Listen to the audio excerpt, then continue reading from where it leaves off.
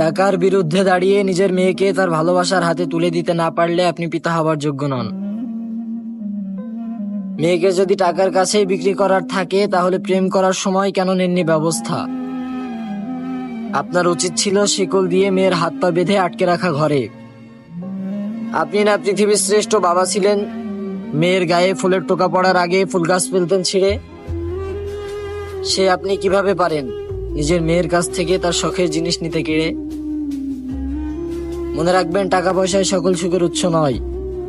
আপনার মেয়ে তার শখের পুরুষের সাথে 5 টাকার রিক্সা ভাড়ায় ঘুরে যে শান্তি পাবে, তার টাকা দিয়ে কিনে নেওয়া পুরুষের সাথে 500 কোটি টাকার গাড়িতে চড়েও পাবে না। আর আপনি খুব ভালো করেই জানেন, পুরুষ দায়িত্বশীল, কোনো পুরুষই আজীবন বেকার রবে না।